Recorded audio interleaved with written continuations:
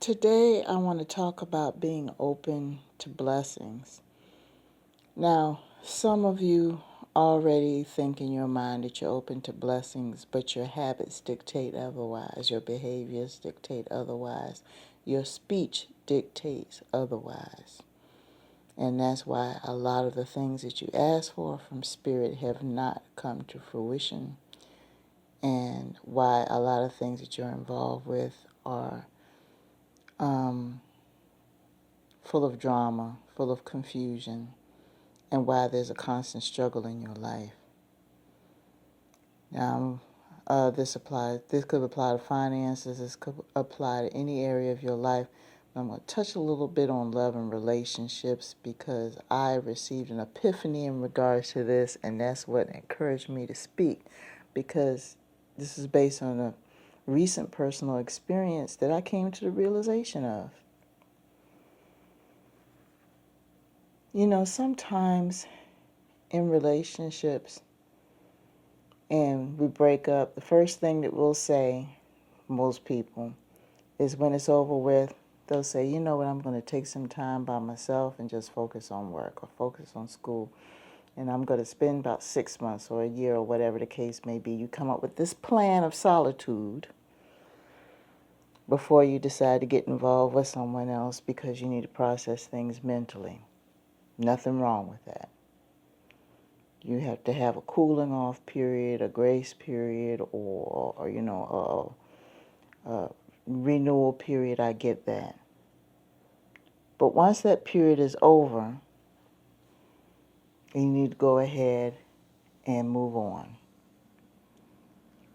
Because if you don't designate in your mind and have an idea when that period is going to be over of solitude, bitterness is going to set in.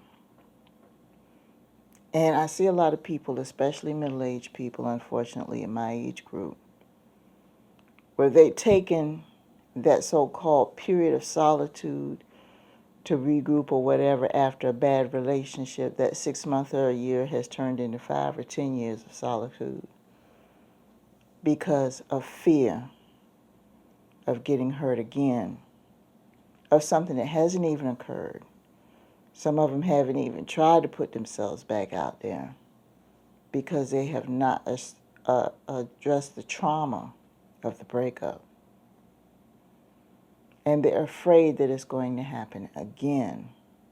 But yet they continue to talk about how they walk in faith and how they trust the Lord and how they trust the universe and how positive things are going to happen. A lot of them are talking about how positive things are going to happen for you. And some of them are motivational speakers, gurus, and everything else. But when it comes to their personal life and relationships, they have a very negative attitude towards that, and they have very negative energies, and they're not addressing the reason why they can't move on, because they're in a state of perpetual limbo mentally. They're on a hamster wheel thinking that it's going, deep down in the back of their mind, they're thinking it's going to happen again. So when presented with an opportunity, they may subconsciously sabotage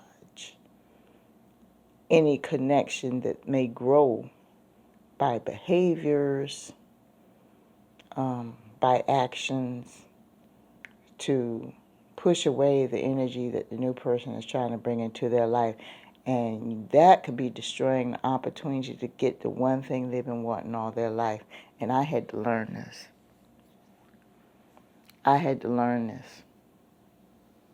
And it's out of the bitterness and the trauma from the previous relationship, and they don't want to admit it.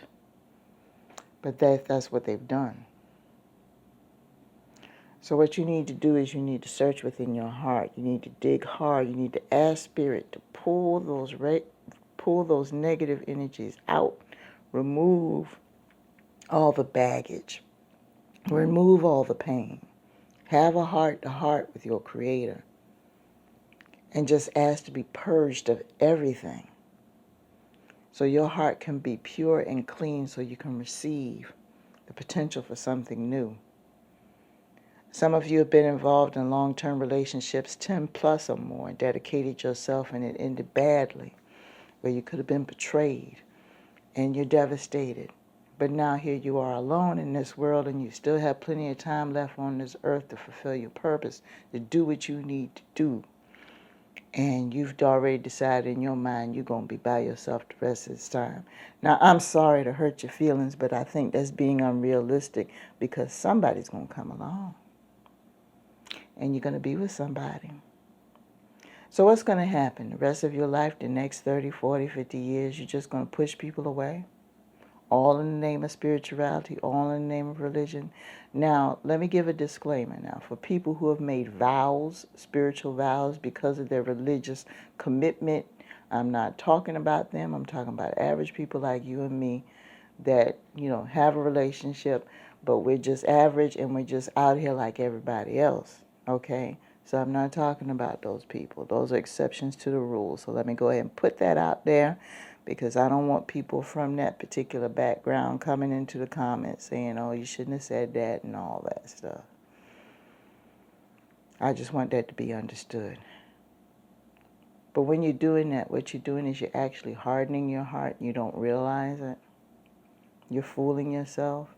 And deep down, you really do need it. You think about it, if you go back to that relationship that was damaged, there were things that you were missing in that relationship anyway. It wasn't a complete and fulfilling relationship anyway. So technically, it wasn't a full relationship. So why not open yourself up something that can come into your life that will give you what you missed?